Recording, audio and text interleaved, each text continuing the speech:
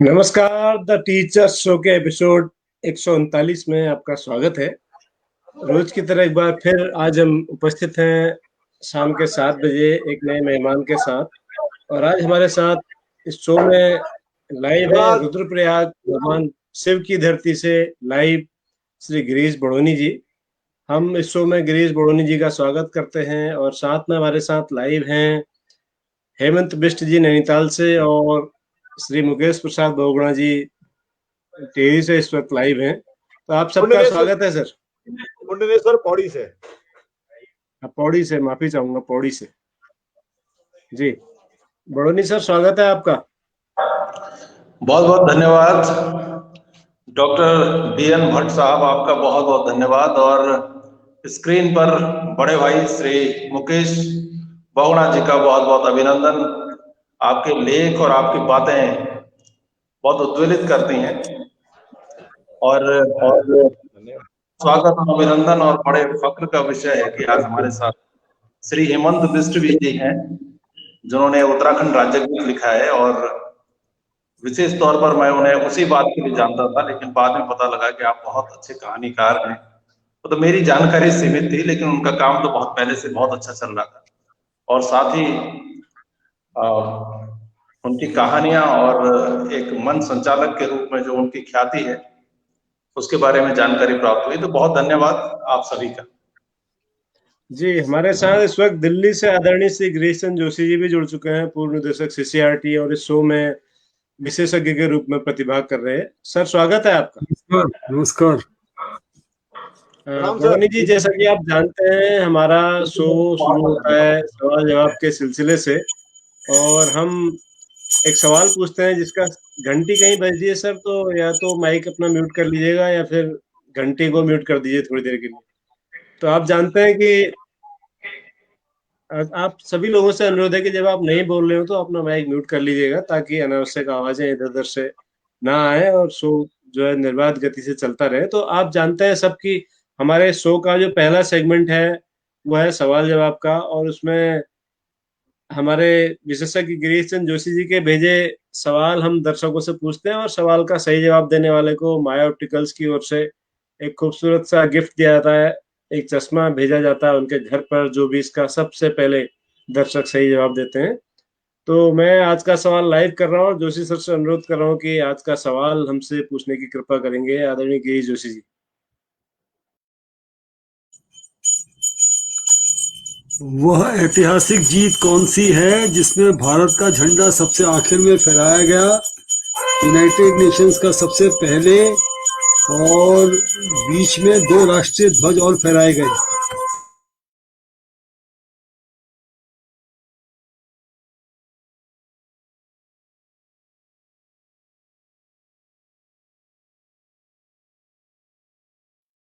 What was that historical win for which India's national flag was unfurled at last, preceded by the flag of United Nations, and in between we had 2 other nations also?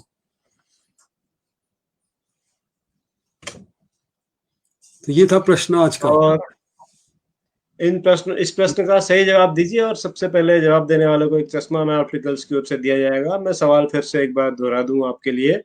वह ऐतिहासिक जीत कौन सी थी जिसमें भारत का झंडा सबसे आखिर में फहराया गया और यूनाइटेड नेशंस का पहले फहराया गया, बीच में 2 राष्ट्रध्वज और भी फहराए गए थे। तो उस ऐतिहासिक जीत के बारे में आदरणीय गिरीश जोशी जी पूछ रहे हैं। मुझे उम्मीद है कि आप रोज की तरह जवाब देंगे और अपना पुरस्कार जीतेंगे। तो फिर से स्वागत है गिरीश बड़ोनी जी का, बहुगुणा जी का, हेमंत सर का। जी सर। तो हमारे आज के मेहमान, या दूसरी भाषा में कहें तो आज के जो हीरो हैं वो गिरीश बड़ोनी जी हैं। बड़ोनी जी काफी लंबे समय के बाद हमसे जुड़ पाए हैं, क्योंकि हम बहुत दिनों से कोशिश कर रहे थे कि बड़ोनी जी शो में रहें, लेकिन कुछ इत्तेफाक ऐसा हो रहा था कि बड़ोनी जी से बात नहीं हो पा रही थी। तो बड़ोनी सर, आप तो बहुत सारी चीजों को जानते हैं और 1 घंटा मुझे लगता है आपके साथ बहुत कम रहेगा, लेकिन फिर भी जितना आप हमें बता सकें, समझा सकें, सिखा सकें, सुना सकें, हम इंतजार कर रहे हैं। तो आपका रामलीला से मुझे लगता है कि शुरुआत जो हुई रंगमंची, साहित्यिक, सांस्कृतिक गतिविधियों की, तो उसके बारे में सर थोड़ा।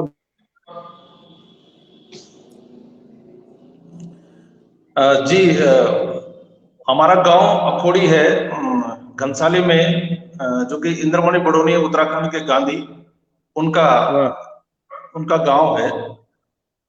और यहाँ पर हमारे गांव में 1954 से रामलीला का आयोजन होता रहा है। तब से कहीं न कहीं ये बात हमारे पूर्वजों के अंदर थी। मेरे जो बाबाजी थे, मेरे पिताजी, मेरे गुरु भी रहे, मेरे प्राइमरी के अध्यापक भी रहे। उसके अलावा मेरे चाचा जी लोग और सब लोगों से हमने रामलीला के बारे में सुना और फिर धीरे धीरे रामलीला को देखा। और आज भी हमारे गांव में रामलीला होती है। और हमारे गांव की रामलीला की विशेषता ये है कि और गांव से हट करके हमारे गांव में जून के महीने में रामलीला होती है, छुट्टियों में रामलीला होती है। और रामलीला के लिए एक नियत स्थान है जहां पर रामलीला होती है। मुझे लगता है कि रामलीला हमारे लोक का पहला मंच है। और ज्यादातर लोग जो इस तरह की गतिविधियों से जुड़ते हैं, साहित्य संगीत की गतिविधियों से जुड़ते हैं, उनका पहला रंगमंच जो है वो रामलीला होता है। वहीं पर वो बोलना सीखते हैं, वहीं पर वो अभिनय करना सीखते हैं।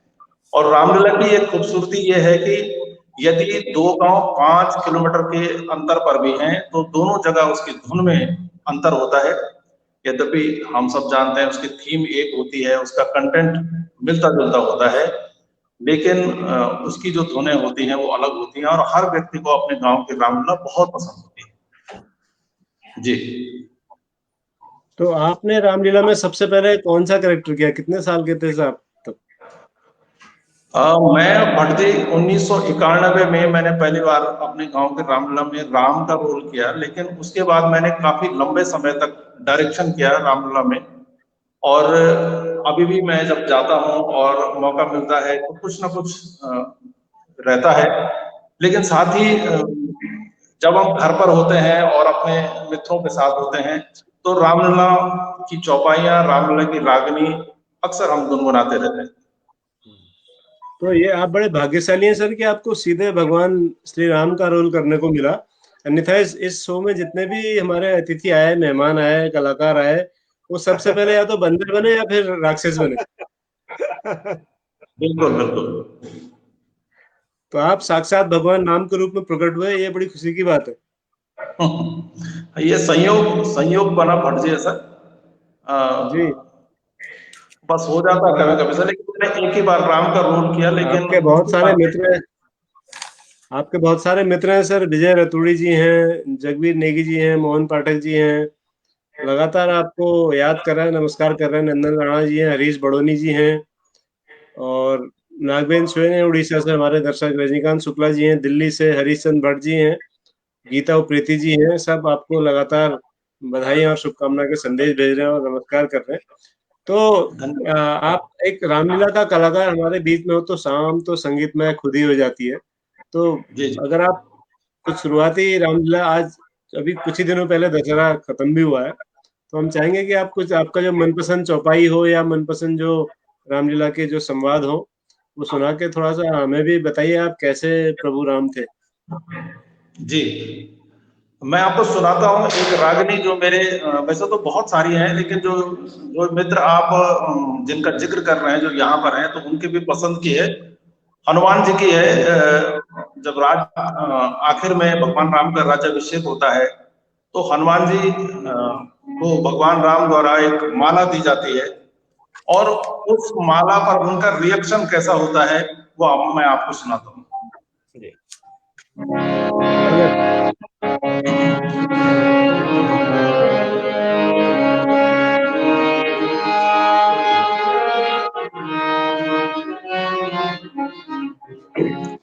गए राजनी माला, ये माला वेश कीमत की, दई राजनी माला, ये माला वेश कीमत की, मेरे किस काम में आवे, मेरे किस काम में आवे, ये माला बेच कीमत की, दई राजनी माला, ये माला बेच कीमत की।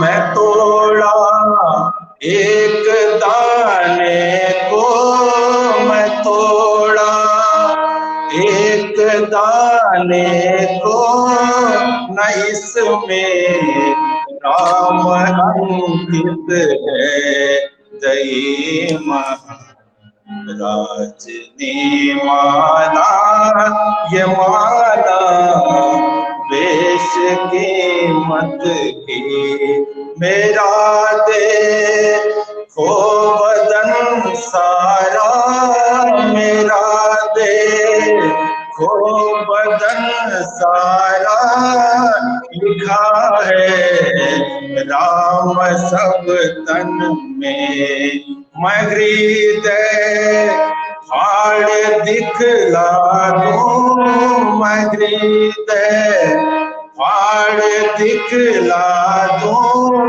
न इसमें बात हिम्मत की, दई राजनी माला, ये माला बेश कीमत की।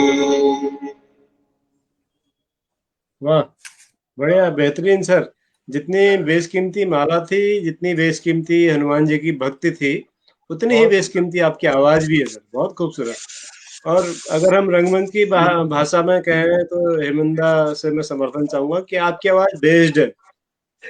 धन्यवाद। मुझे ऐसा लगा आपको सुन के कि आपकी आवाज में बेस बहुत अच्छा है। हेमंदा, आप क्या कहना चाहेंगे? भट्ट जी बहुत अच्छी आवाज है, बल्कि हाल ही में एक बार गिरजा का एक गीत आपने मुझे सुनाया था, तू नी लगा देख, बहुत ही सुंदर गाया, फोन पे इन्होंने मुझे सुनाया था एक बार। तो अगर आप आज्ञा दें भट्ट जी तो वो एक लाइन अगर बडोनी सर सुना दें तो। नहीं सर, वो मैं एक लाइन के लिए मैं नहीं कर सकता, क्योंकि वो गीत इतना खूबसूरत है कि हम पूरा सुनेंगे। जी जी जी जी, आज जरूर, जब भी मौका मिलेगा आज सुनाएंगे सर। आज तो हेमंदा अवध के नवाबों की तरह बैठे हुए हैं, बिल्कुल नवाबी शैली में। सर बहुगुणा जी, कुछ दिनों पहले आप नवाब बने हुए थे, आजकल हेमंदा नवाब बने हुए। नहीं, वो ऑफ द रिकॉर्ड है, मैं ऑन द रिकॉर्ड नहीं कहूंगा कुछ भी। जी, तो बड़ोनी जी, जोशी सर हमें देख रहे हैं दिल्ली से। जोशी सर आप कुछ करना चाहेंगे टिप्पणी? नहीं, जो हनुमान जी का इन्होंने करेंगे, कुछ प्रश्न पूछेंगे बड़नी जी से, अपनी जिज्ञासाओं को शांत करेंगे। लेकिन बहुत सुंदर आवाज, और उसी लय में आपने बहुत अच्छा निबंध गाया, बहुत सुंदर, बधाई आपको। धन्यवाद सर। तो आप तो अब हमारे बीच में भी दो क्रिकेट के बहुत अच्छे कमेंटेटर बैठे हैं सर, एक हेमंत और दूसरे बड़ोनी जी।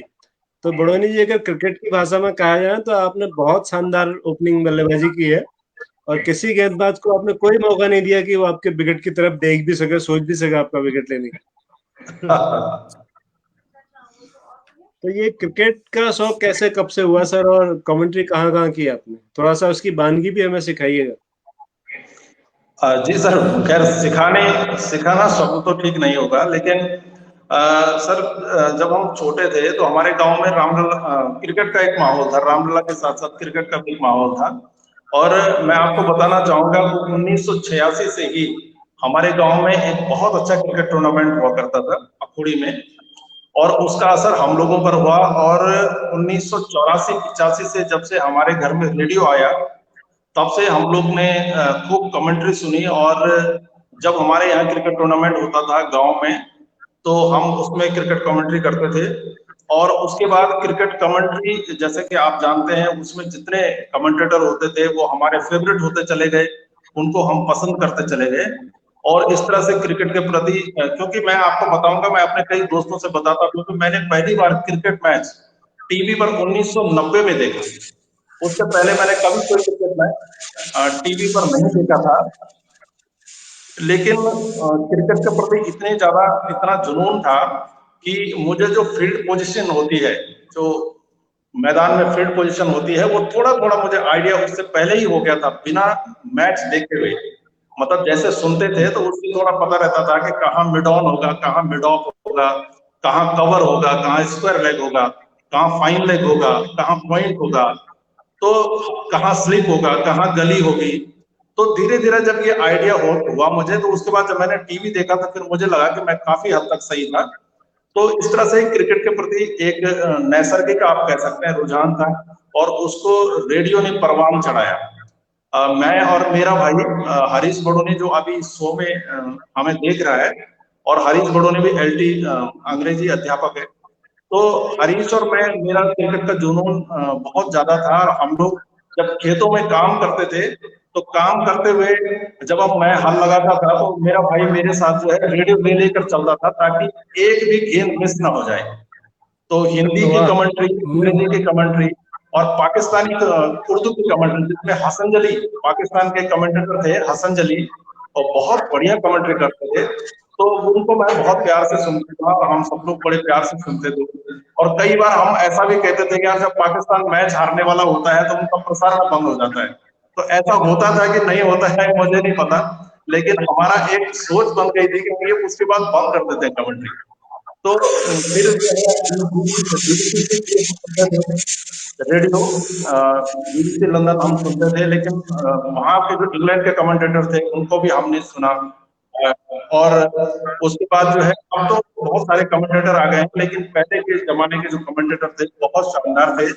और उसमें सुरेश सरैया थे, आनंद शिलवा थे, मैं नाम भूल रहा हूँ उनका। तो इस तरह से कुछ थे उसमें नाम जो कि बहुत फेमस थे, और इसका गुप्त थे हिंदी में, और बहुत सारे इस तरह के कमेंटेटर थे जिनको हम बहुत प्यार से सुनते थे, और उनको सुन सुन करके हमने काफी कुछ सीखा। बहुत बढ़िया, बहुत बढ़िया सर। आपने जो बात बताई सर, उससे मुझे बचपन की याद आ गई। क्रिकेट के संदर्भ में अगर मैं कहूँ तो हम एक छोटी सी गली में अपने मोहल्ले में क्रिकेट खेला करते थे, ईंट के खड़ंजे में। तो मैंने पहली बार टेलीविजन में 1983 का विश्व कप फाइनल देखा था, जो कपिल देव जी के अगुवाई में हमने जीता था। तब मैं बहुत छोटा सा था। तो अब वो कमेंट्री आती थी कि गली में कैच पकड़ा और स्लिप से बॉल निकल गई, तो हम समझते थे कि जो गली होती है पतली सी मोहल्ले में, वहां पर वो क्रिकेट खेलते होंगे और गली से बॉल जाती होगी, और स्लिप जो मकानों की स्लिप होती है छत में, उसको हम सोचते थे कि उसके ऊपर से बॉल जाती होगी, तो बोलते होंगे स्लिप से निकल गई। तो वो एक अद्भुत था। खैर, आपने मंच संचालन भी बहुत सारा किया, कई सारे कार्यक्रम में जी बोबड़ा जी, देश को आपके जैसा महान प्रतिभाशाली क्रिकेटर बहुत जल्दी छूट गया है ना। ये देश का हाँ दुर्भाग्य, जल्दी आपके जैसा महान प्रतिभाशाली क्रिकेटर मिला नहीं मुझे जो बिल्कुल सर, मैं तो सोचता था कि जो मकान की स्लिप होती है खिड़कियों की, उसमें टकराती होगी बॉल जब स्लिप से निकल गई कहते थे ना, और तो मैं वो ही स्लिप समझते थे। आपके बदले गिरीश जोशी जी को बता देता हूँ, और आपका रिकॉर्ड बता रहा हूँ कि भट्ट जी क्रिकेट इसलिए खेला करते थे क्योंकि बैट इन्हीं के पास था मोहल्ले में, तो लोगों की खिलवाए। अच्छा हाँ अच्छा। सर, लेकिन बैट तो मेरे पास नहीं था जी जोशी सर।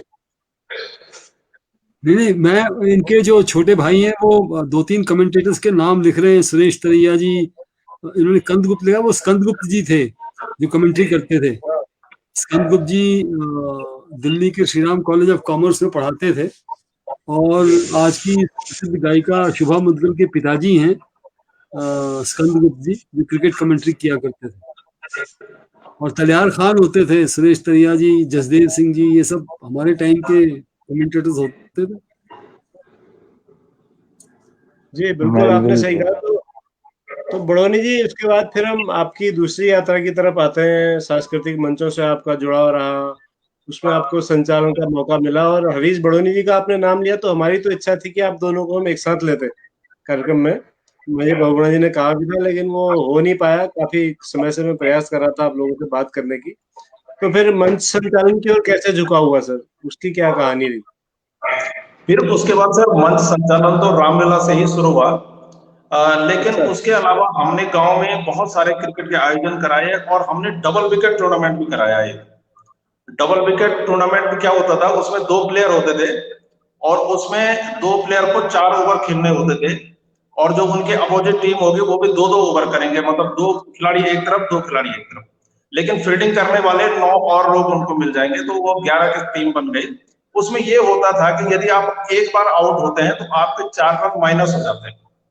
तो इस तरह का भी हमने एक टूर्नामेंट कराया, और वो हमने खुद कराया था, तो उसमें भी मुझे संचालन का मौका मिला।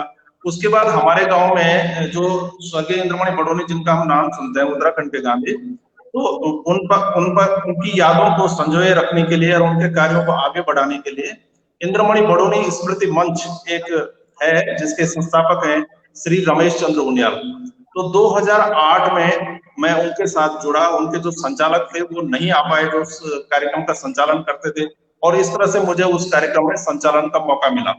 उसके बाद आपने एक सुना होगा घसियारी प्रतियोगिता, जो 53 सिंह चौहान जी ने कराई थी, और एक बड़ी अंतरराष्ट्रीय स्तर तक उसकी बात पहुंची, उसकी गूंज पहुंची, जिसमें प्रथम स्थान प्राप्त करने वाली घसियारी को 1 लाख रुपए का इनाम मिला, जिसको जो है उन्होंने बेस्ट इकोलॉजिस्ट कहा उस घसियारी को। जो घास काटने वाली महिलाएं होती हैं, लेकिन उनका घास काटने का जो हुनर होता है, उसके अलावा जिस तरह से वो घास काटती हैं, और जिस तरह से उनको पशुओं की जानकारी होती है कि पशुओं की जो है किस तरह की बीमारियां हो सकती हैं, ये सब जानकारी उनको होती है, और किस तरह की खाद का प्रयोग करना है।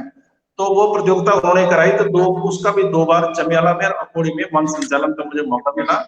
उसके अलावा हमने जी जी, ये जो आपने घसियारी प्रतियोगिता का जिक्र किया सर, ये बहुत महत्वपूर्ण है, मुझे ऐसा लगा, और हमने इसके बारे में सुना भी है।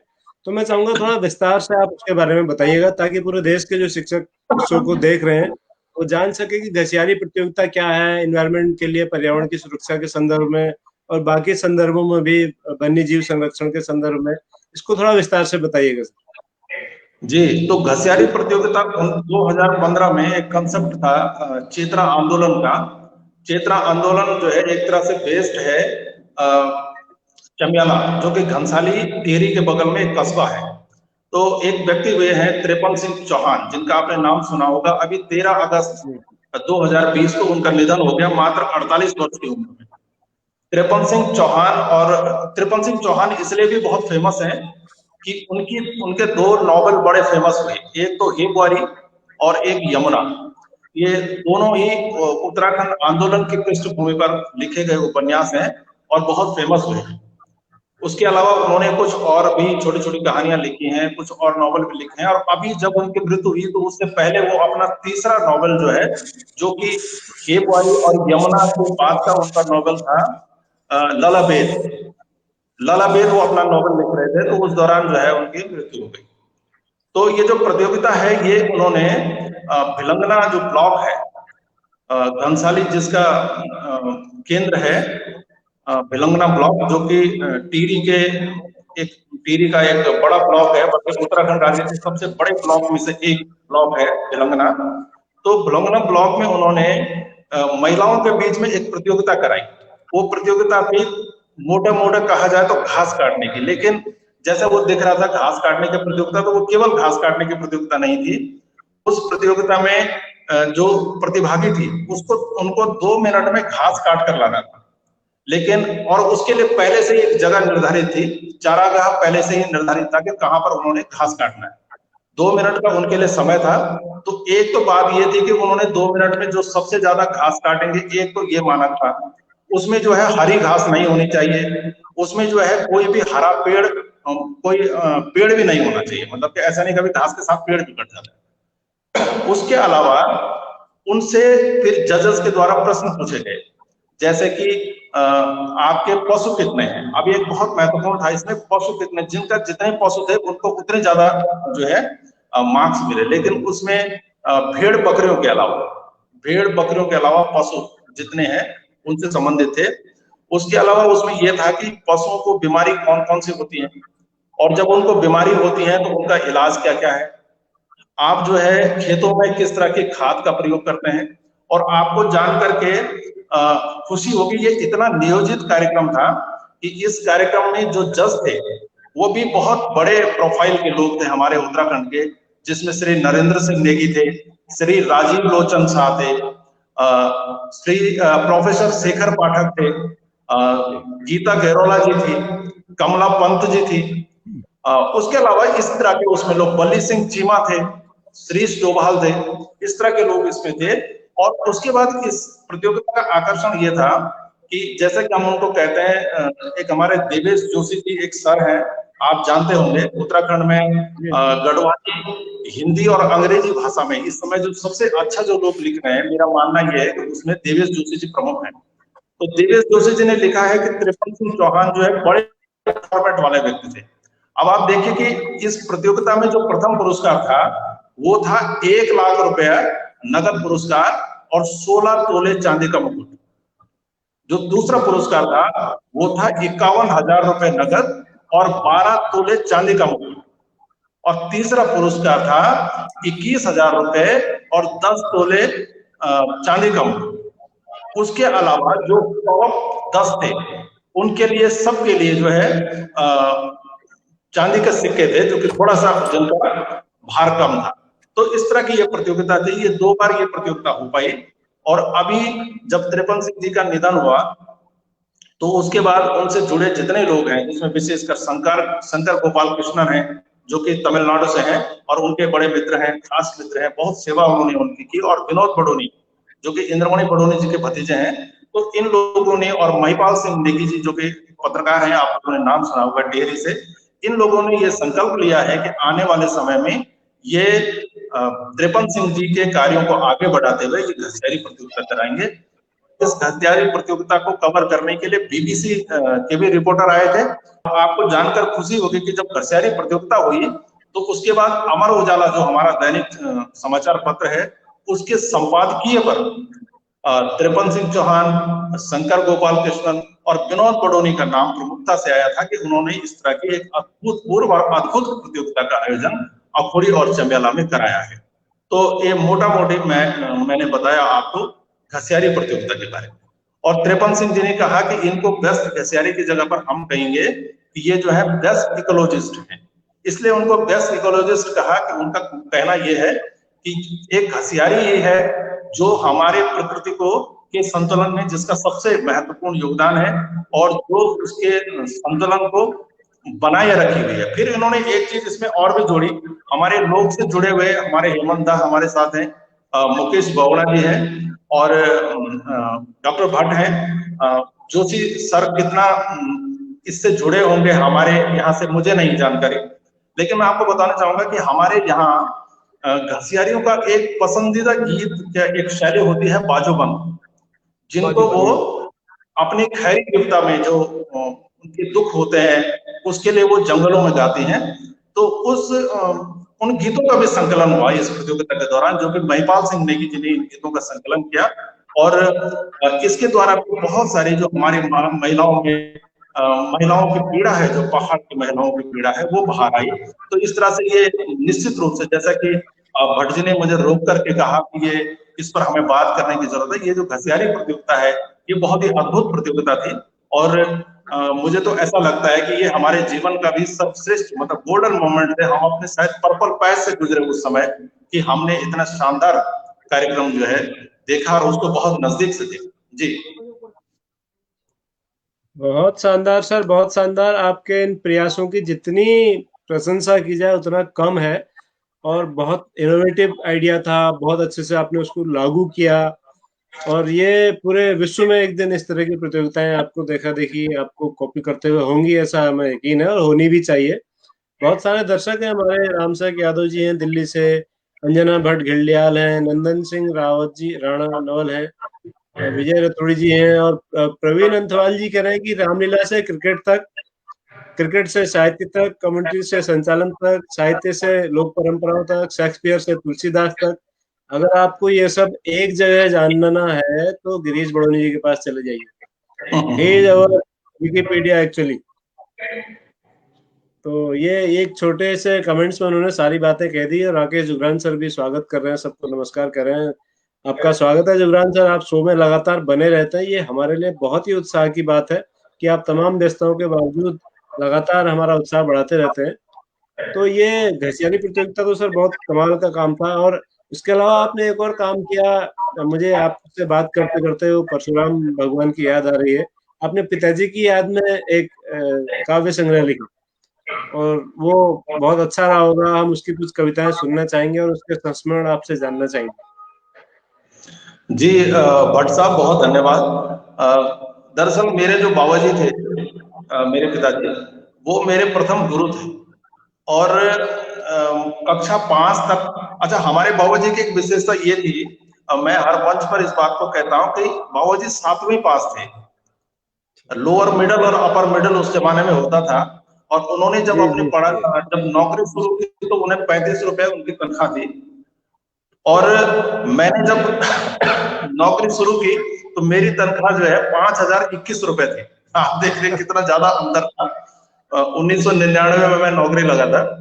तो बाबूजी ने जब उनका देहांत हुआ 11 मई 2016 को जब उनका देहांत हुआ, तो उसके बाद जब मैं अकेला रहा तो उनकी कुछ यादें आती थी। तो मैंने शुरू में कहीं पर लिखा कि बाबूजी 7वीं पास थे, लेकिन कक्षा 8 के बच्चों को वो गणित और संस्कृत पढ़ाते थे, क्योंकि वो मॉडल स्कूल से रिटायर हुए जो कि कक्षा 8 तक था।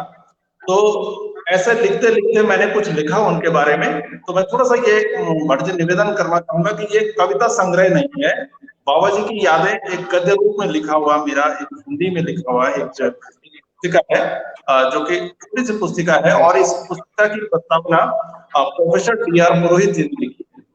और इसमें मैंने अपने बचपन के बहुत सारे संस्मरण लिखे हैं, जितना मुझे याद आ पाया। और इसमें इसका, क्योंकि ये एक टाइम बाउंड प्रोग्राम था मेरा, जैसे हमारे यहाँ जो वार्षिक श्राद्ध होता है, तो उस वार्षिक श्राद्ध के मौके पर जो है इसका लोकार्पण हमने किया था, इस किताब का हमने अपने गांव में। और उसमें आचार्य सच्चिदानंद जोशी जी और जेपी बहुगुणा जी, जो कि यूनियन बैंक के बड़े अधिकारी थे, तो दोनों लोगों ने मिलकर के इसका लोकार्पण किया था। तो इतना ही हो पाया। आगे मेरी ये कोशिश है कि मैं उस काम को और अच्छे से बढ़ाऊं। तो ये था बाबा जी की यादें, क्योंकि मैं बचपन से ही अपने जो बाबा जी उनको बोलता था, अपने पिताजी को, और अब भी वही बोलता हूँ, वही संबोधन बहुत पसंद है और बहुत अपना तो उसमें लगता है। तो किताब का शीर्षक है बाबा जी। टिहरी गढ़वाल के क्षेत्र में बाबा जी बोलते हैं अक्सर। टिहरी गढ़वाल के जहाँ तक क्षेत्रों में बाबा जी बोलते हैं पिताजी को। जी बड़ोनी जी, धन्यवाद आपका संग्रह। जी जोशी हमारी समस्त शुभकामनाएं आगे की, आपके पिताजी के काम को आप आगे बढ़ा सकें, इसके लिए हमारी समस्त शुभकामनाएं। जी बहुत धन्यवाद। वो किताब आपकी गद्य में भले ही हो बड़ोनी साहब, लेकिन आप काव्य और कविताएं, गीत बहुत बेहतरीन लिखते हैं, ऐसा हमें पता चला है। तो हम चाहेंगे कि आपकी कोई कविता या गीत आप जो है हमें सुना है, हमारे दर्शकों को सुना है कि हम भी उससे कुछ नया सीखें। जी, मैं आपको एक अपने स्कूल में एक मैंने गीत लिखा है, उसको सुनाता हूँ। मेरा ये मानना है कि जो प्रार्थना सभा होती है वो विद्यालय की प्रस्तावना होती है, और विद्यालय के आसपास का जो पूरा लोग है, जो लोग की संस्कृति है, जो लोग की सोच है, वो प्रार्थना सभा में दिखती है। तो हमने कोशिश रहती है हमारी कि हमारी प्रार्थना सभा बहुत आकर्षक हो, और मेरे विद्यालय में का सबसे जो आकर्षक पार्ट होता है विद्यालय का, वो प्रार्थना सभा। तो मैंने एक गीत लिखा है अपने विद्यालय के लिए, जो गीत जो है जिसकी शुरुआत, जिसका मुखड़ा गढ़वाली में है, उसके 2 अंतरा गढ़वाली में है, 2 अंतरा हिंदी में है और 2 अंतरा अंग्रेजी में है। मैं आपको एक एक सुनाता हूं और आप सुनिए।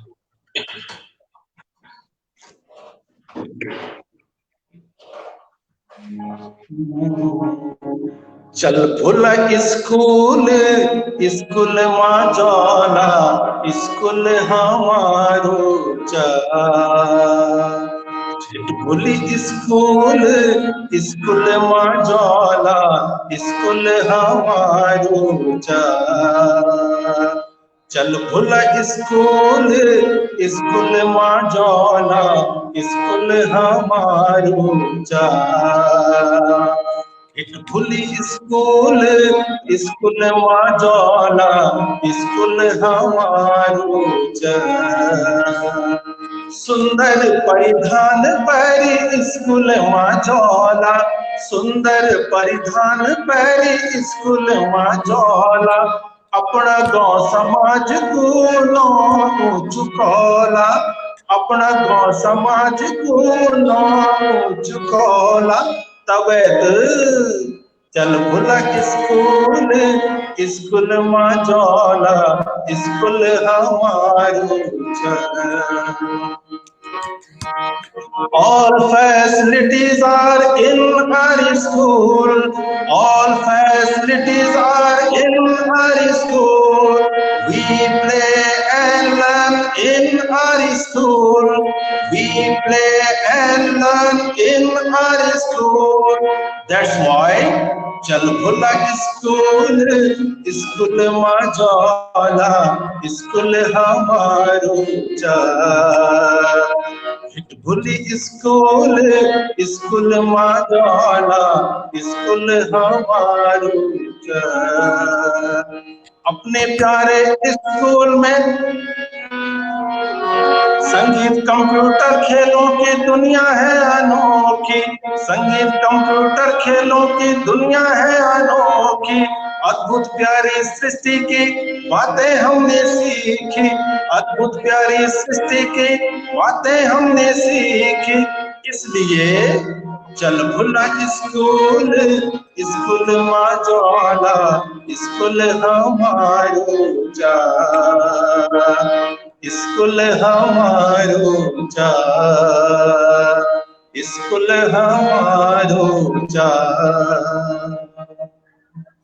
बहुत सुंदर। वाह, बहुत बढ़िया सर, बहुत आकर्षक गीत है, और विभिन्न भाषाओं का जो आपने मिश्रण किया है वो बहुत ही सराहनीय है, कमाल है। बड़ोनी साहब, बधाई आपको इन शानदार नवाचारी प्रयासों के लिए, और इन गीतों के माध्यम से बच्चों का नामांकन बढ़ता होगा, उनकी उपस्थिति बढ़ती होगी निश्चित रूप से। तो जी अभी जी। हम एक और प्रतियोगिता के बारे में आपसे जानना चाहेंगे। आपने घसियारी प्रतियोगिता का जिक्र किया, लेकिन एक और प्रतियोगिता आपने आयोजित की, संचालित की, ढोल दमाऊ प्रतियोगिता। तो थोड़ा वो ढोल दमाऊ, ढोल तो हमारी संस्कृति का बहुत बड़ा हिस्सा है पूरे देश का, तो हम ढोल दमाऊ प्रतियोगिता के बारे में भी जानना चाहेंगे सर, उसमें क्या क्या रहा, कैसे कैसे आपने किया?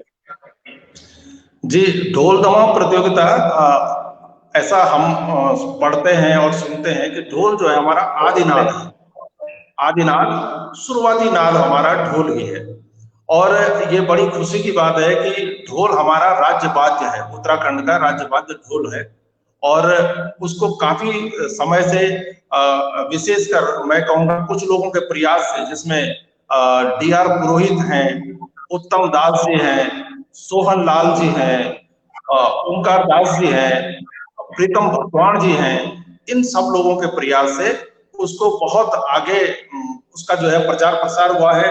और अब आप जैसे कि देख रहे हैं कि प्रीतम भरतवाण तो कई बार विदेशों में जाकर के भी वो लोगों को ढोल सिखा रहे हैं, जो कि हमारे लिए बड़े फख्र की बात है। सोहन लाल जी और सागुरु दास जी जो कि चंद्रबदनी के हैं, उनका भी एक बार चयन हुआ था, मतलब डी.आर. पुरोहित जी के माध्यम से अमेरिका जाने के लिए, सिंसिनाटी यूनिवर्सिटी के लिए, लेकिन वो वीजा की वजह से, वीजा के कारणों से वो नहीं जा पाए, वो दीगर विषय है। लेकिन इन लोगों ने बहुत अच्छा काम किया। इसमें एक बड़ा नाम जो मैं आपसे कहना चाहूंगा, ओंकार दास। ओंकार दास जी ने ढोल सागर पर जो है एक पुस्तिका भी लिखी और बहुत अच्छी उनको जानकारी थी। उनका देहांत हो गया है और मैं इस मंच के माध्यम से अपने लोग के एक महान जड़गुर जो ढोल के थे ओंकार दास, उनको अपनी श्रद्धांजलि भी अर्पित करता हूँ ओंकार दास जी को। तो ये जो ढोल दमाऊ प्रतियोगिता है, आदरणीय भट्ट जी, बहुगुणा जी, जोशी साहब और हेमंत भाई, ये हमारे गांव के बगल में, अखोरी गांव के बगल में एक गांव है मुंडेती। आप सुनते होंगे, मुंडेती में सुरीरा लोग रहते हैं, भट्ट लोग रहते हैं। और अब ये बड़े सहयोग की बात है कि जब मैं इस बात की चर्चा कर रहा हूं तो इसमें राकेश भट्ट भी जुड़ गए हैं। और राकेश भट्ट, डॉक्टर राकेश भट्ट जो है इस प्रतियोगिता में जज रहे हैं। इसके जो जज हैं वो सोहनलाल जी हैं, राकेश भट्ट हैं, शिव प्रसाद सुरीरा हैं, ओंकार दास जी रहे हैं और उत्तम दास जी रहे हैं। उत्तम दास जी हमारे सावली के हैं, ये मुकेश बहुगुणा जी जानते होंगे, सावली के हैं। और उनकी एक खासियत ये है कि वो ढोल और दमाऊ जो दो वाद्य हैं उनको एक साथ बजाने की बड़ी अद्भुत क्षमता उनमें है। और उनको लोग घंटों देखते हैं कि वो किस तरह से ढोल और दमाऊ बजा लेते हैं। तो हमारे गांव के पड़ोस में जो गांव है, सुरीरा लोग वहां रहते हैं, उनमें एक लड़का है, नौजवान है, सुशील सुरीरा। तो सुशील सुरीरा ने कहा कि भाई एक ढोल की प्रतियोगिता करते हैं, ढोल दमाऊ की प्रतियोगिता। इस प्रतियोगिता का आयोजन हुआ, ये आयोजन अब तक 4 बार हुआ है। 3 बार अकोड़ी में हुआ, 1 बार चंबियाला में हुआ। और ये प्रतियोगिता इस तरह की होती है कि इसमें खास बात यह है कि इसमें ओपन एंट्री होती है, आप जो है कहीं से भी आप आ सकते हैं। और विशेषता यह है कि जो टीमें आएंगी उनका रहना, खाना, आना जाना सब प्रतियोगिता कराने वाले जो सुरीरा फैमिली है उनकी तरफ से होता है। पुरुषोत्तम दत्त सुरीरा जी और सुशील सुरीरा, इनकी तरफ से ये आयोजन होता है। और इस प्रतियोगिता में जो पुरस्कार की राशि है वो 21,000, 15,000, 10,000, शुरुआती दौर में 15,000, 10,000, 7,000 इस तरह की इसमें रखी गई प्रथम, सेकंड और थर्ड के लिए। और इसमें जो प्रतियोगिता होती है उसमें ऐसा होता है कि ढोल के जो पैटर्न वो बजवाए जाते हैं। जैसे मंडाण है, आप सुनते होंगे मंडाण, चाली है, पिठाई है, बढ़ई है, सरौ है, इस तरह के पैटर्न बजाए जाते हैं। और उसमें बोला जाता है कि भाई आप ये पैटर्न बजा दीजिए, लेकिन 2 मिनट का समय होता है, कभी कभी 1 मिनट का भी समय होता है। और 1 मिनट के भीतर जो है अपनी पूरी प्रतियोगिता जो है, पूरा जो पैटर्न है वो बजा है। तो इस तरह से ये प्रतियोगिता हुई है और बहुत शानदार ये प्रतियोगिता पूरे 4 साल तक चली और लोगों ने इस प्रतियोगिता का खूब आनंद लिया। तो इस तरह से ये प्रतियोगिता थी। और इस बार कोरोना की वजह से ये प्रतियोगिता हो नहीं पाई है, आगे भी हम इसको जारी रखेंगे। इसमें अब तक पौड़ी से लोग आए हैं, टेरी से आए हैं, चमोली से आए हैं, रुद्रप्रयाग से आए हैं और टेरी से तो खैर इसमें काफी लोग जुड़ जाते हैं। तो इस तरह से ये प्रतियोगिता अब तक हुई है। और आपको मैं बताऊं, मुझे लगता है कि ये बहुत ही एक सीरियस एफर्ट है इस बात के लिए कि हम कैसे ढोल दमाऊ जो हमारा राज्य वाद्य है ढोल, उसको हम कैसे आगे बढ़ाएं, उसके कैसा उसका संरक्षण हो।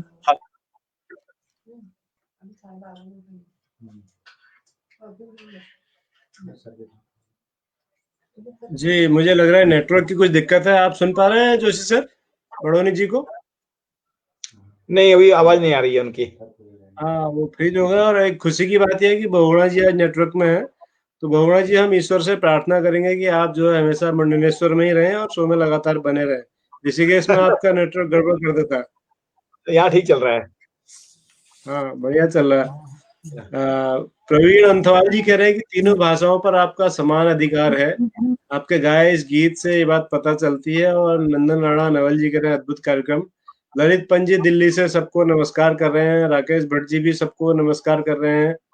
और रजनीकांत शुक्ला जी, उन सबको नमस्कार कर रहे हैं जो ढोल की प्रतियोगिता से जुड़े हुए लोग हैं। और हृदय राम अंथवाल जी कह रहे हैं बहुत प्रेरक गीत है।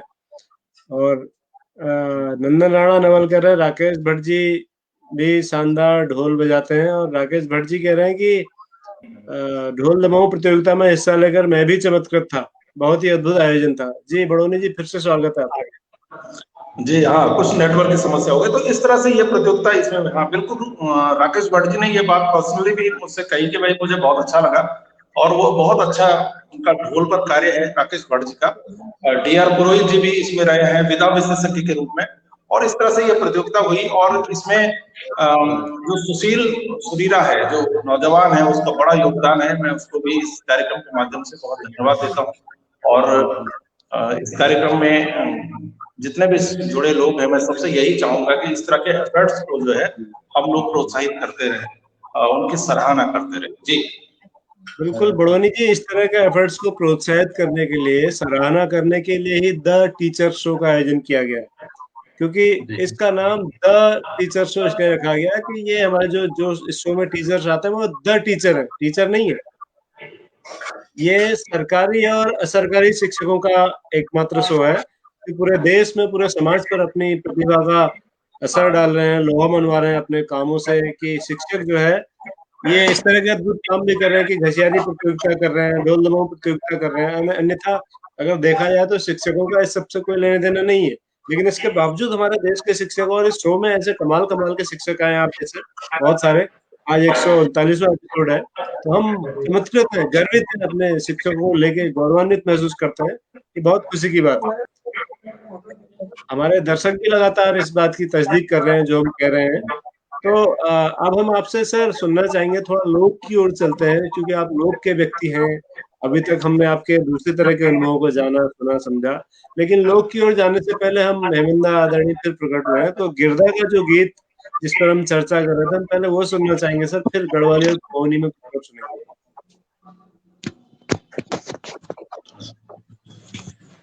जी जरूर, मैं आपको गिरधा का गीत सुनाता हूँ। और ये जो गीत है ये क्योंकि जिस तरह से गिरधा ने गाया है, तो ऐसा कुमाऊनी एक्सेंट एकदम लाना मेरे लिए उतना आसान नहीं था। लेकिन इसके बाद उसको नरेंद्र सिंह नेगी जी, रेखा धस्माना जी और अनुराधा निराला जी ने इस गीत को गाया है। मैं कोशिश करता हूँ कि थोड़ा मैं उस तरह का आपको सुना सकूं। जी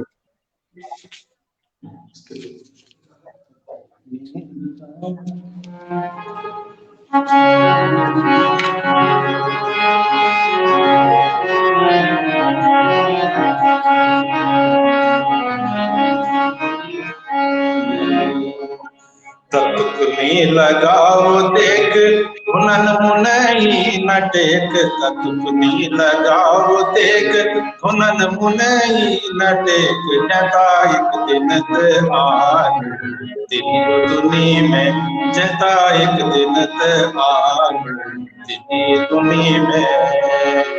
जदिन जोरनी फलाल कह जोरनी चलाल, जदिन जोरनी फलाल कह जोरनी चलाल, जता एक दिन आन दिनी दुनी में, जता एक दिन आन दिनी दुनी में।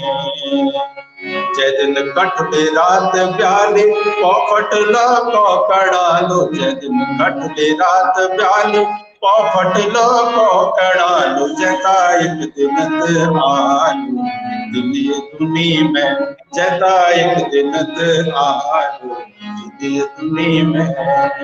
और इसकी एक लाइन जो हमारे स्कूल के बच्चे और ज्यादातर लोग जो बहुत पसंद करते हैं, जिसमें बड़ी आशावादिता है, वो लाइन है, चाहे हमने ले सको चाहे तुमने ले सको, चाहे हमने ले सको चाहे तुमने ले सको, जता कोई न कोई जारू दिन दुनी में, जता कोई न कोई जारू दिन दुनी में, जता कभी न कभी आरू दिन दुनी में।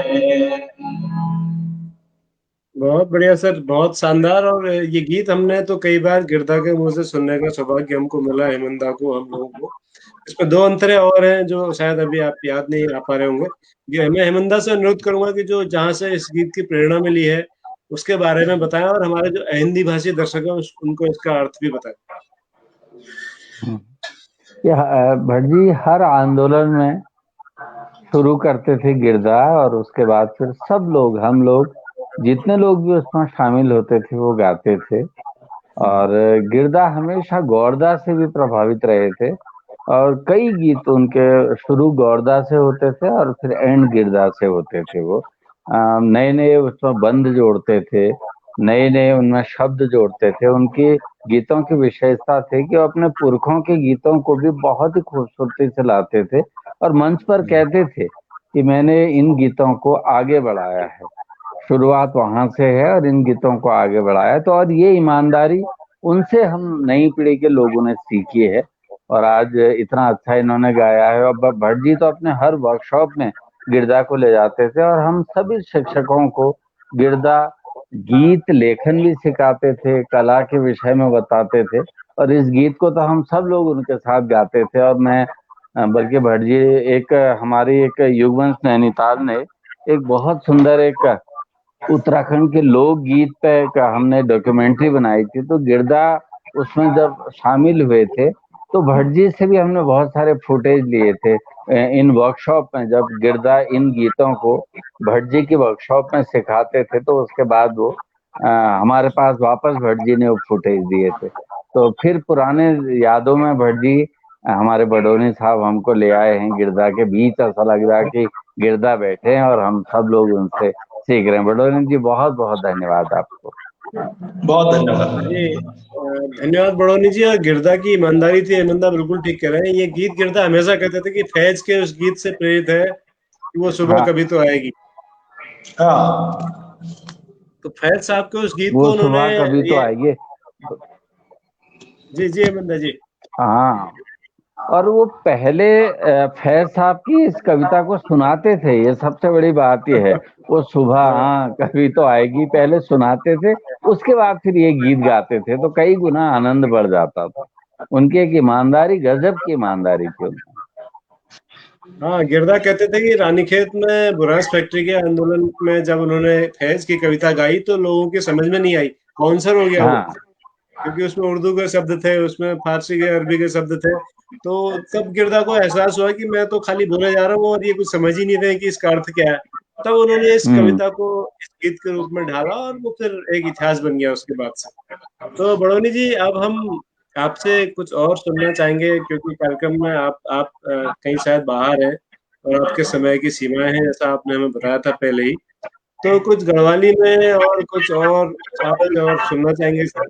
लेकिन आपसे अनुरोध ये रहेगा कि जब आप गढ़वाली में सुनाएं या कुमाऊनी में सुनाएं तो पहले उसका हिंदी का अर्थ बता दीजिएगा, ताकि जो लोग देश के जो लोग कुमाऊनी गढ़वाली नहीं समझते हैं वो उस गीत का आनंद उठा सके। जी,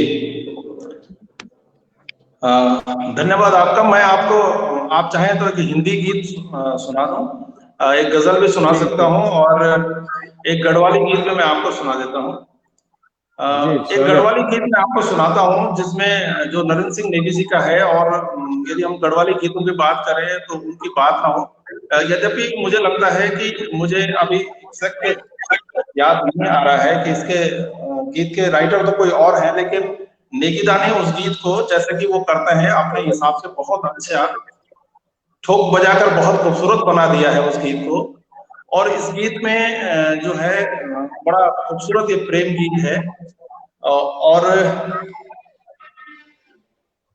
तो कुछ लाइन मैं आपको सुना देता हूँ। मैं निवेदन करूंगा उसके बाद हेमंदा भी इसको बता सकते हैं इसका मतलब क्या है। और मुकेश भाई कम बोले हैं आज, तो मैं चाहूंगा उनसे कि वो इस गीत की व्याख्या कर लें, क्योंकि उनको हम सुन नहीं पाए ज्यादा, और मैं तो बड़ा फैन हूं उनका जिस तरह से वो लिखते हैं।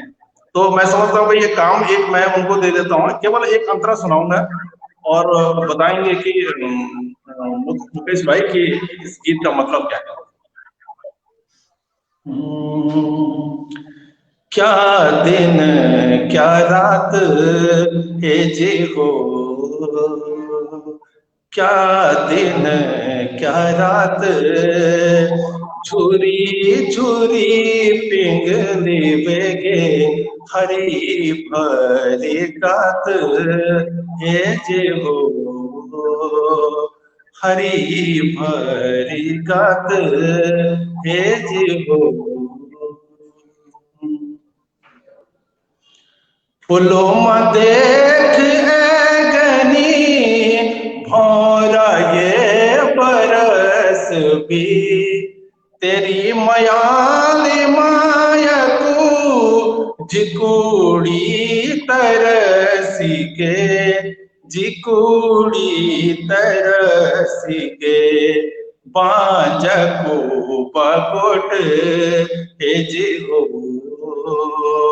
बांझ को बकोट बाला मन सी साची माया मां, तीन क्या पाए खोट हेजी हो, तीन क्या पाए खोट हेजी हो।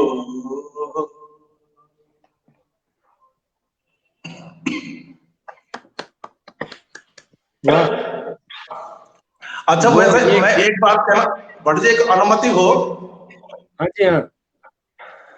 मैं एक बात कहना चाहता हूँ। वैसे तो अक्सर ये होता है कि भाई ये पूरी तरह से शो को आप कंडक्ट कर रहे हैं, लेकिन मैं जोशी सर जो हमारे सीसीआरटी से जुड़े हुए व्यक्ति हैं, मैं उनके भाव देख रहा हूँ, लोग बड़े खुश हो रहे हैं। मैं सर से ही जानना चाहता हूँ कि क्या भाव समझ में आया सर इस गीत का? बढ़िया बढ़िया बढ़िया, अच्छा सवाल है। जोशी सर थोड़ा लैपटॉप नीचे करिएगा और फिर इसका जवाब दीजिएगा। लैपटॉप काफी ऊपर है आपका।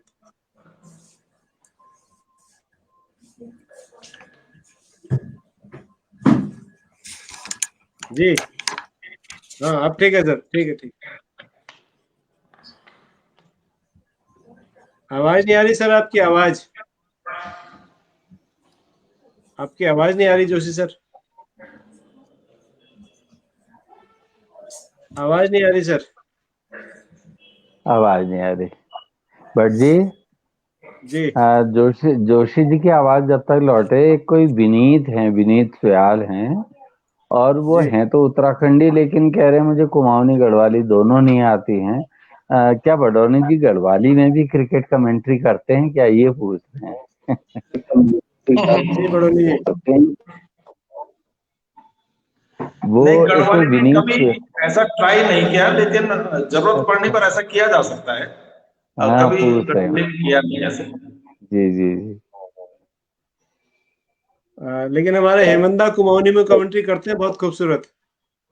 बडोनी जी, तब बडोनी जी इत्तेफाक है, तब परिचय नहीं था, अन्यथा जब देहरादून का स्टेडियम का ओपनिंग हुई ना, राजीव शुक्ला जी आए थे और वो अभिजीत जी सावंत ने शुरुआत की थी, जो सिंगर थे फर्स्ट, तो उसमें हमारे कुलदीप यादव थे और सुरेश रैना थे, प्रवीण कुमार थे, और ये चावला थे, पूरे उत्तराखंड और यूपी की टीम बनाई गई। तो मैं तो आप जैसे व्यक्ति अगर उस दिन होते तो मैं अकेला नहीं पड़ता, हालांकि मुरादाबाद से कोई शास्त्री जी आए थे कमेंट्री करने के लिए, लेकिन मुझे उस दिन अभी भी मुझे याद आ रही कि अगर आप होते तो हम दोनों मिलके उसको कमेंट करते, अकेले नहीं करता मैं। जी। जी। अब बढ़िया। कभी तो ईश्वर ने चाहा तो फिर था। बिल्कुल। और आपने बहुगुणा जी से जैसे ही कहा कि वो उसका हिंदी अनुवाद बताएं, बहुगुणा जी तब से अंतर्ध्यान हो गए हैं। वो शायद पूछ रहे होंगे किसी से, जैसे ही पता होगा तो आके बताएंगे हमें। तो अभी वो नहीं दिख पा रहे हैं सर। और चलो, जोशी सर का भी नेटवर्क, जोशी सर उसको का भी जोशी सर का नेटवर्क अभी नेटवर्क। उसको रख गड़बड़ लेते बता हैं रहा है। उनके लिए, अगली बार के लिए। और यदि अब आपका कोई विशेष प्रश्न न हो, लगभग 1 घंटे की हमारी बात होगी, तो मैं आपको एक गजल और एक गीत थोड़ा थोड़ा एक एक जी पंक्तियां उनकी सुना देता हूँ। जी जी, बिल्कुल, स्वागत स्वागत। स्वागत है।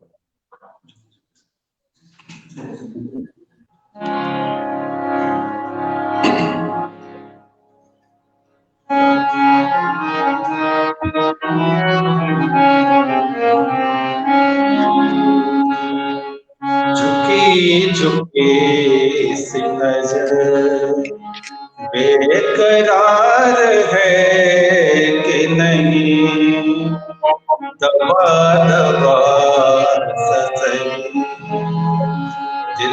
में प्यार है कि नहीं, ये झुके से नजर।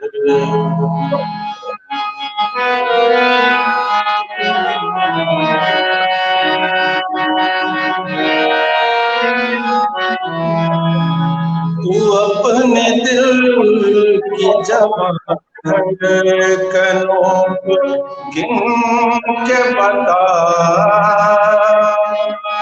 तू अपने दिल की जबान धड़कनों गिन के बता, मेरी तरह तेरा दिल ये कयार है कि नहीं, दबा दबा सा सही, दिल में प्यार है कि नहीं,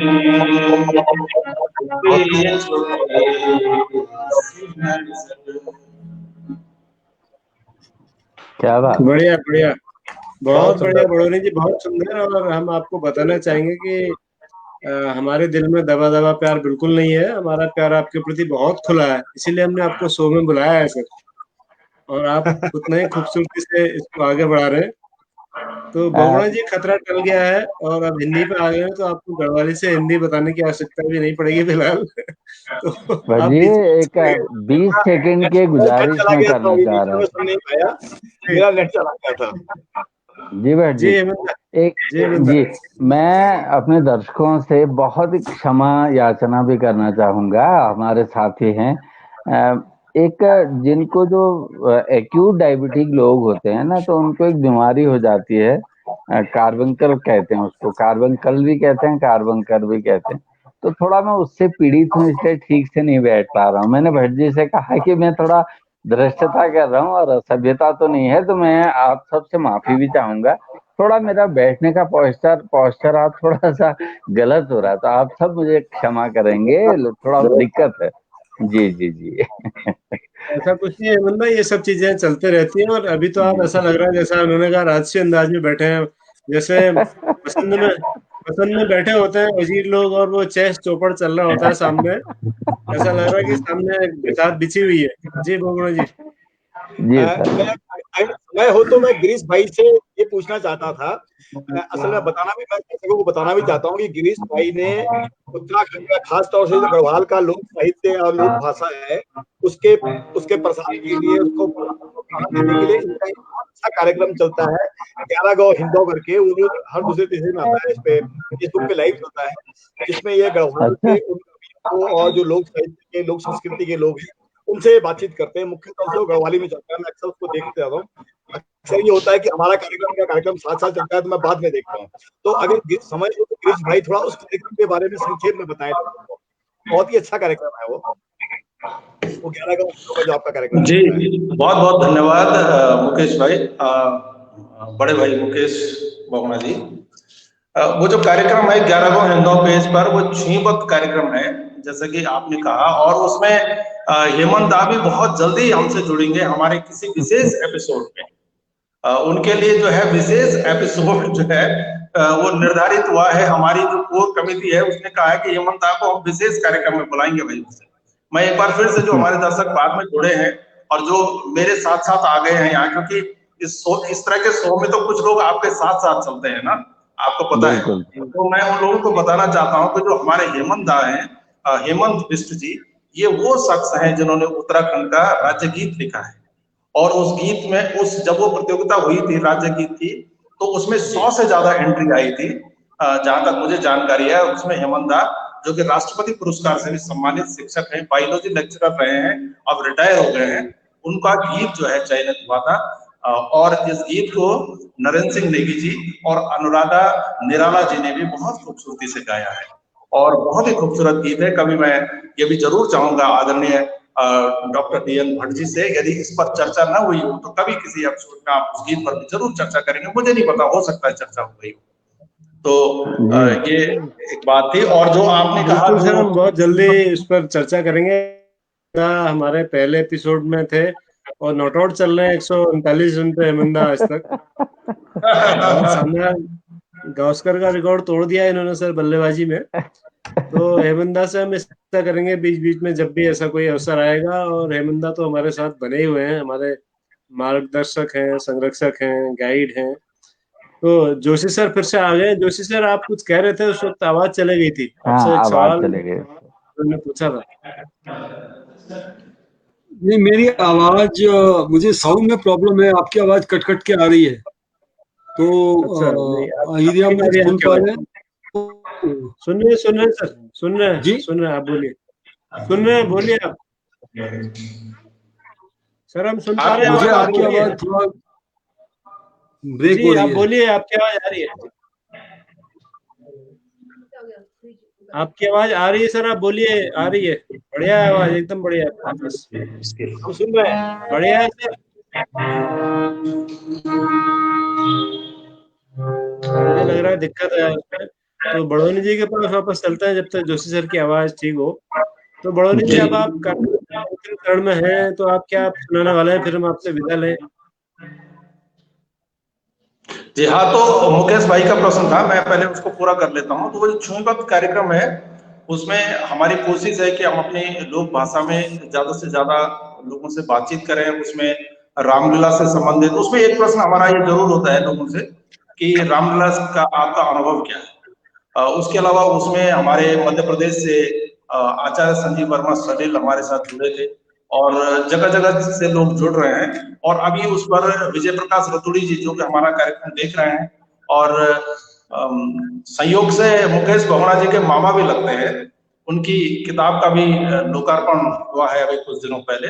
और उसमें हमने जो 53 सिंह चौहान थे, जो जिनके बारे में हमने चर्चा की, उनकी, क्योंकि उनका असामयिक निधन हो गया था, असामयिक निधन हुआ, तो उनको भी हमने श्रद्धांजलि दी।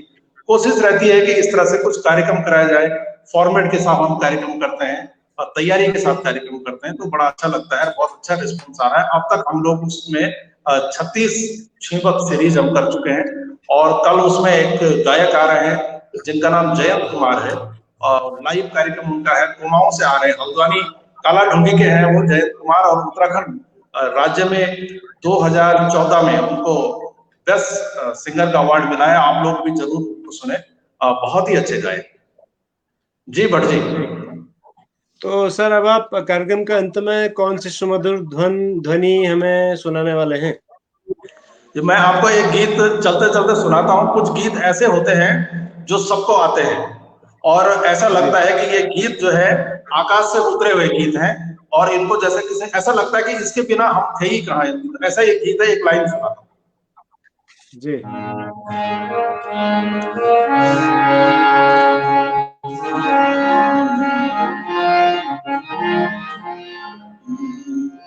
चौदहवीं का चांद हो या आफताब हो, जो भी हो तुम खुदा की कसम लाजवाब हो। चौदहवीं का चांद हो, जुल्फे हैं जैसे कांधों पे बादल झुके हुए, आंखें हैं जैसे मैं के प्याले भरे हुए, मस्ती है जिसमें प्यार के तुम वो शराब हो। चौदहवीं का चांद हो या आफताब हो, जो भी हो तुम खुदा की कसम लाजवाब हो। चौदहवीं का चांद हो। वाह सर, हमारे बहुत सारे दर्शक भी कह रहे हैं कि जो भी हो तुम खुदा की कसम लाजवाब हो। ऐसे कमेंट बहुत सारे आ रहे वास्तव में गिरीश भाई हैं। मनीषा जी, बहुगुणा जी कुछ कह रहे हैं। और मैंने कहा वास्तव में गिरीश भाई लाजवाब हैं। हाँ बिल्कुल बिल्कुल, और आवाज आवाज ना कितनी थिएट्रिकल आवाज वही है मैं कह भट्ट जी, रहा था सर, बिल्कुल। बेस्ट आवाज है। जो हाँ थ्रो है आवाज का गजब है, बिल्कुल बहुत बिल्कुल जबरदस्त बिल्कुल आवाज, थिएट्रिकल आवाज है बिल्कुल। सर। तो बड़ोनी जी हमारे बहुत सारे दर्शक हैं। रीना खंडूरी जी, विजय लक्ष्मी डबराल जी, विजय रतूड़ी जी, रजनीकांत शुक्ला जी, रूपा बिस्ट जी, आशा लस्याल जी, नंदन राणा नवल जी, चंद्रकांत जोशी जी, नागवेंद्र सोइन जी, पूरन सिंह बोरा जी, प्रवीण अंतवाल जी, मनीषा टिकादार जी, कृष्ण कुमार वर्मा जी, सविता बड़ोनी जी, कमलेश त्रिपाठी जी, जगबीर नेगी जी, उषा डबराल चमोली जी, और तमाम सारे दर्शक हैं सर। बहुत लंबी लिस्ट है जो लगातार कमेंट कर रहे हैं, और आपके जो जो भी आपने अभी तक प्रस्तुतियां दी हैं उनकी सराहना कर रहे हैं। और आज पूर्णिमासी के दिन आपने चौधरी का चाँद जो सुनाया है, उसका जो उसका जो इम्पैक्ट है वो बहुत जबरदस्त है। तो जी अब बहुत बहुत मैं कहेंगे, धन्यवाद। और मैं एक बार फिर से द टीचर्स शो में मुझे बुलाने के लिए आपका शुक्रगुजार हूँ, बहुत बहुत धन्यवाद करता हूँ। और विशेषकर मेरी एक बार बड़ी इच्छा थी कि मैं हेमंत दा के सामने पढूं उनके सामने पढ़ना बहुत जरूरी था। एक बहुत ही शानदार गेंदबाज के सामने बल्लेबाज की परीक्षा होती है, तो मैं चाह रहा था कि मैं थोड़ा उनके सामने किस तरह से बाउंसी विकेट, मैंने ये मानकर चला कि बहुत बाउंसी विकेट है और उस पर कैसे उनकी गेंदों का मैं सामना कर सकूं, और उन्होंने अब प्रमाणित कर दिया है, तो मुझे बहुत अच्छा लग रहा है। उनका बहुत बहुत धन्यवाद। क्या बात है। डीएन जी का जो आपकी जिस तरह से आप बात कर रहे हैं बहुत सहज सरल ढंग से, उसके लिए बहुत बहुत धन्यवाद। जोशी सर का जो जेस्चर है उसके लिए बहुत बहुत धन्यवाद उनका। और मुकेश बहुगुणा जी का तो मैं, मतलब उन्होंने बहुत कम बोला है लेकिन मैं उनका बहुत बड़ा फैन हूँ, और जिस तरह से वो लिखते हैं उसका कोई जवाब नहीं है। जो फेसबुक में जो लोग सबसे अच्छा लिखते हैं उनमें से एक है मुकेश बहुगुणा, मेरा ऐसा मानना है। और उसमें जो बिल्कुल बिल्कुल व्यंग्य होते हैं, उनके व्यंग्य के जो बाण होते हैं, उनकी जो वो जो रामचंद्र जी ने कहा था कि अति तीक्ष्ण है बाण हमारे, तो ऐसे उनके बाण हैं। बहुत बहुत धन्यवाद आप सभी का। जी। मैं इससे पहले कि कार्यक्रम समाप्त हो, मैं जोशी सर से अनुरोध करूंगा कि वो अ, आज के प्रश्न का उत्तर हमें दें, ताकि हम तय कर सके कि सही सवाल क्या था और विजेता कौन, सही जवाब क्या था और विजेता कौन। मेरी आवाज आपको आ रही है? जी बोलिए हाँ बोलिए। जी। मैं कुछ कनेक्शन में प्रॉब्लम है, इसलिए आ रही सर, आवाज नहीं आ सुन रही। पाया। लेकिन वो जब चौदहवीं का चांद गा रहे थे, चौदहवीं का चांद जब गा रहे थे गिरीश जी, तब कुछ कुछ साउंड था, और बहुत अच्छी रेंज इनकी आवाज की। मोहम्मद रफी साहब, शकील बदायूनी साहब, गुरदत्त जी सब याद आ गए। मेरा एक प्रश्न है गिरीश बडूनी जी से। प्रश्न ये है कि हम सब जानते हैं कि यक्ष ने त्रिषित द्वापर युग में त्रिषित पांडवों के सामने कुछ प्रश्न रखे, और उन पक्ष, क्योंकि वो सर्वकालिक थे इसलिए उनको यक्ष प्रश्न कहा जाता है। आज देश के समक्ष एक प्रश्न है कि हमारी अस्मिता और सांस्कृतिक चेतना पर आंकड़ों के माध्यम से जो सांस्कृतिक प्रदूषण फैलाया जा रहा है, उसके बारे में क्या सोचते हैं? क्योंकि इनकी रेंज बहुत है। जैसा किसी ने कहा था शुरू में, शायद हरीश जी ने कहा था, किसने कहा था कि हमारे विकिपीडिया हैं जो रामलीला से चलते हैं, क्रिकेट में आते हैं, क्रिकेट से चलते हैं कमेंट्री में आते हैं, कमेंट्री से चलते हैं फोक कलाओं में आते हैं, फोक कलाओं से चलते हैं तो थिएटर में आते हैं। तो ये जो इतना बड़ा फर्क इनके पास है, इनकी सोच, इनके एक विचार होंगे, मैं वो जानना चाहता था कि ये क्या सोचते हैं। क्योंकि मैं, उसकी पृष्ठभूमि ये है कि लास्ट संसद का सत्र हुआ था, लास्ट से लास्ट, उसमें राज्यसभा में ये प्रश्न उठाया गया था कि हम सांस्कृतिक जो संचरण है उसको हम जी। ऐसे कर रहे हैं कि हम कुछ नाच करते हैं, कुछ गाने करते हैं, और उनको कह देते हैं जी हाँ जी कल्चरल प्रोपोगेशन हो गया। तो नई सोच कहाँ पैदा हो रही है? आपने इतने आंदोलन किए, हमको कुछ नहीं मालूम यहाँ बैठ के, मेरी अनभिज्ञता हो सकती है, लेकिन इतने संवेदनशील आपने जो प्रयास किए वो घसियारी प्रतियोगिता से लेके वहां तक, या जो आप कर रहे हैं, जो आपके विचार हैं, राइट? तो ऐसी सोच पैदा करने के राष्ट्रीय फलक पर कुछ आप देखते हैं ऐसा?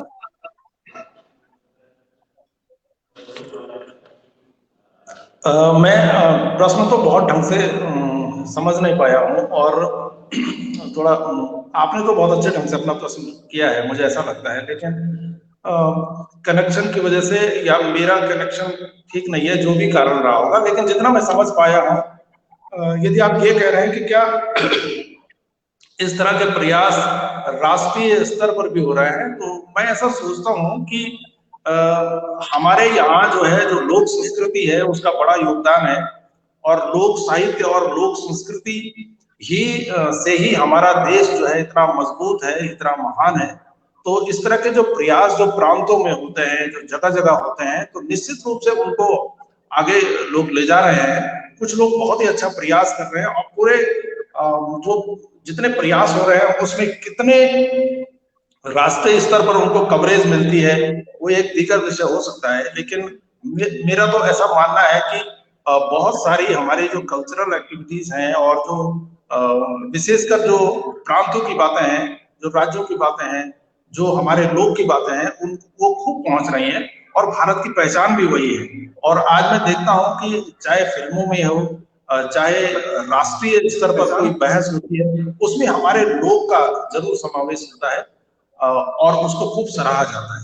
मैं प्रश्न इतना ही समझ पाया हूँ। यदि और आपका यदि प्रश्न कुछ और है तो मैं स्पष्ट हो जाऊं, तो मैं कोशिश करूंगा कि उसको बता सकूं। नहीं, आपने अपना उत्तर बहुत ठीक दिया। मैं मेरी समझ में जितना असर में आया, मेरा सिर्फ मानना ये था कि मैकॉले ने इसको तोड़ा, उसने एक बड़ा उनका प्री प्लान प्रोग्राम। आप स्कूलों में छात्रों से जुड़े हुए, टीचर्स से जुड़े हुए, आपका एक अनुभव है, तो जो सूत्रपात मैकॉले ने किया उसको टीवी वाले आगे बढ़ा रहे हैं, राइट? उत्तराखंड में गढ़वाल में पांडवास फिल्म्स जो डोभाल जी आए थे, बहुत सुंदर कार्य उनका है।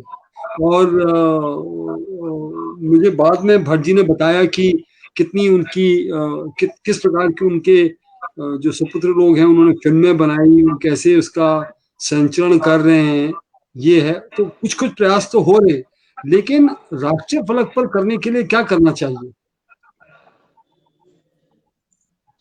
क्योंकि टीवी एक ऐसा माध्यम आज बन चुका है, वो आ गई भारतीय संस्कृति आपने सीख ली, जबकि वो ऐसा है नहीं। बाकी जो लोक कलाएं हैं उनके लिए टीवी वाले कुछ नहीं कर रहे, सिर्फ एक कॉस्मेटिक प्रोग्राम्स वो करते हैं और उसी में इतिश्री हो जाती है। तो वो जो टीवी चैनलों ने उसको अधिक जटिल बना दिया, उस प्रक्रिया को, उसके बारे में आप क्या सोचते हैं?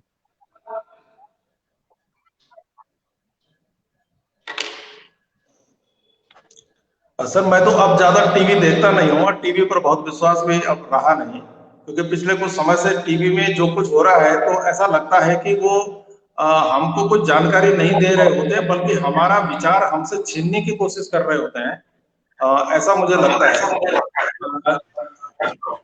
लेकिन मुझे लगता है कि कुछ सीरियस एफर्ट जरूर होते होंगे, मुझे पूरा विश्वास है। मैं बहुत ज्यादा यदि मेरी जानकारी में नहीं भी है तो लेकिन मेरा सुझाव है, तो मेरा सुझाव ये होगा कि जो भी हमारी लोक संस्कृति और लोक साहित्य है, उसको प्रोत्साहित करने के लिए राष्ट्रीय स्तर पर उन प्रांतों से समन्वय स्थापित करके उनकी कुछ जो है समितियां बनाई जाए, कुछ ऐसे उसमें लोग जोड़े जाए जो अपनी संस्कृति और उनसे संबंधित जो बातें हैं, जो बनाने में महत्वपूर्ण योगदान दें, और जो सच्चे रूप से अपने लोग के सेवक हैं, जो सच्चे रूप से जो गांव में रहते हैं, जो उन चीजों को जीते हैं, जैसे आपने पांडवास का जिक्र किया, और बहुत सारे हमारे कौथिक और परंपराएं जो है, उनको जो आगे ले जाए, उन लोगों को उसमें शामिल किया जाए, ऐसा सर मैं सोचता हूँ। बहुत बढ़िया सर, आपने बिल्कुल बेहतरीन तरीके से खेला है। ये जो फेंकी थी बॉल जोशी सर ने क्रिकेट की भाषा में। बहुगुणा जी, आप कुछ कहना चाहेंगे सर? आप बड़ा देर से धीर गंभीर शांत से बैठे हैं, फिर हम समापन की ओर चलते हैं। अच्छा, बहुगुणा जी सुन नहीं पा रहे, तो जोशी सर हम चाहेंगे कि आज आप जो है हमारे जो सवाल आपने किया था शो के शुरू में, उसका जवाब आप दे दें तो फिर हम कार्यक्रम को समाप्त करें। वो कोई जवाब आए क्या उसके? मेरे आए सर, उसमें जवाब आए, जवाब आए, बहुत शुरू सारे में जवाब आए। मोहन पाठक जी का एक जवाब आया था, किसी ने अभिनव बिंद्रा जी की बात की थी, लेकिन हाँ जी, हाँ इस जी।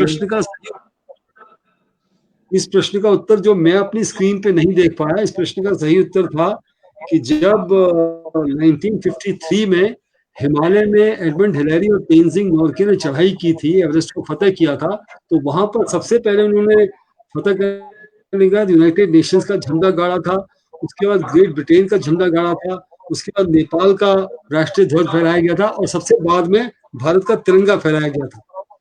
क्योंकि मूलतः तेनजिंग नोर्के जो थे वो नेपाल के थे, लेकिन भारत की उन्होंने नागरिकता हासिल की थी। भारत में बाद में उनको पद्म भूषण दिया गया था, शायद पद्म भूषण तो नहीं, पद्मश्री भी नहीं, पद्म भूषण डायरेक्टली दिया था, और कई सारे अवार्ड उनको मिले थे। इंग्लैंड में भी उनको क्वीन एलिजाबेथ ने कंसल्ट किया था भारत से और नेपाल से, और उनको ऑर्डर ऑफ कुछ वो एक उपाधि दी थी। बल्कि 2013 में तेनजिंग नोर्के जी के लड़के का एक स्टेटमेंट आया था कि my father should have been given knighthood, not bloody medal. ये उन्होंने वो दिया था, लेकिन वो 4 झंडे वो फहराए गए थे, जिसमें यूनाइटेड नेशंस का सबसे पहले था, फिर ग्रेट ब्रिटेन का था क्योंकि एडमंड हिलेरी थे, और तेनजिंग नोर्के नेपाल का, सबसे अंत में भारत का झंडा फहराया गया था। तो एक ऐतिहासिक जीत थी माउंट एवरेस्ट की फतेह, था माउंट एवरेस्ट की फतेह के समय ये हुआ था। जी, बहुत बहुत धन्यवाद सर, बहुत बढ़िया जवाब था, और ये फिर गूगली हो गया, और हमारे दर्शक जो है इस पर रन नहीं बना पाए इस सवाल पर, कोई भी सही उत्तर नहीं आया आज के प्रश्न का। तो इस शानदार सवाल के लिए आपको बधाई, और हम दर्शकों आज के शो के लिए हम इस आज के मुख्य अतिथि, मुख्य वक्ता आदरणीय गिरीश बड़ोनी जी के आभारी हैं कि उन्होंने अपनी व्यस्तताओं में से भी हमारे लिए समय निकाला, और लगातार बहुत खूबसूरत गीत हमें सुनाए, अपनी कविताएं, अपने संस्मरण सुना के हमें समृद्ध करने की अपनी ओर से भरपूर कोशिश की। मुकेश प्रसाद दोगुना जी के आभारी कि आज वो पूरे शो में बने रहे मुंडनेश्वर से, और बीच बीच में मुस्कुराते भी रहे, बात भी करते रहे, और हेमंदा जो है शतरंज के खिलाड़ी की तरह लगातार बैठे रहे 1.5 घंटा बिसात पर मुहारे बिछाकर। तो हेमंदा का बहुत बहुत धन्यवाद। और गिरीश जोशी सर सदाबहार मुस्कान के साथ लगातार की तरह, रोज की तरह हमारे साथ रहे हैं, रहेंगे।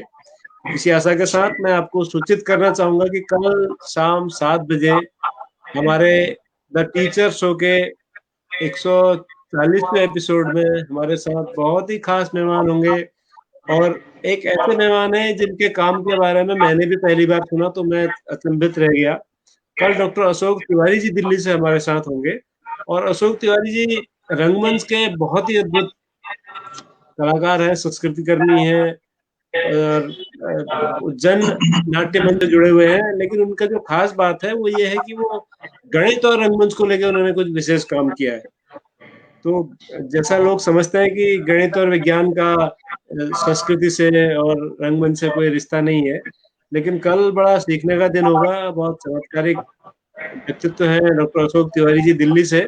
आज तक उनके शो है लगातार, आज भी उनके 2 शो हैं, इसलिए उन्होंने हमें कल की डेट दी थी, बहुत पहले उनसे हमने डेट ली थी। बहुत व्यस्त रहते हैं वो रिहर्सल्स में और बाकी तमाम चीजों में। कल हम डॉक्टर अशोक तिवारी जी का स्वागत करेंगे, बहुत अद्भुत उनसे बातचीत होने वाली है। बड़ोनी जी का हम पुनः आभार ज्ञापित करते हैं, और आप सबका आभार ज्ञापित करते हैं। अगर आपने अभी तक के 138 एपिसोड देखने हो तो आप हमारे YouTube चैनल विविधा पर सारे एपिसोड उपलब्ध हैं, जिसमें बड़ोनी जी जैसे एक से एक बेहतरीन शिक्षक इस शो में आए हैं। ये सरकारी और असरकारी शिक्षकों का एकमात्र कार्यक्रम है जो पूरे देश में देखा जाता है एक साथ, ये इसकी खास बात है। और इसके लिए जोशी जी, बउआ जी, हेमंत सर और रजनीकांत शुक्ला जी हैं, उपाध्याय जी हैं, बहुत लंबी लिस्ट है हमारी टीम की जो हमें प्रत्यक्ष और अप्रत्यक्ष रूप से सहयोग करते हैं, सपोर्ट करते हैं। हमें कहने की भी आवश्यकता नहीं पड़ती, वो लगातार हमारे साथ बने रहते हैं। माय ऑप्टिकल्स वाले हैं हमारे मित्र। तो मित्रों आज के लिए इतना ही। कल शाम ठीक 7 बजे द टीचर शो के 140वें एपिसोड में हम मिलेंगे डॉक्टर अशोक तिवारी जी से और सुनेंगे उनके रंगमंच की दुनिया के अद्भुत अनुभव। तब तक के लिए नमस्कार। The teachers show.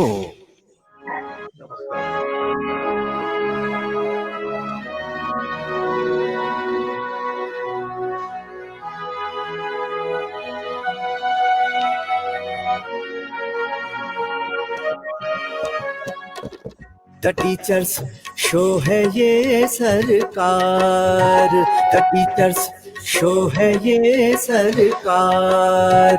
चलो दी हो जाओ तैयार, चलो दी हो जाओ तैयार, चलो जी हो जाओ तैयार। द टीचर्स शो है ये सरकार, द टीचर्स शो है ये सरकार।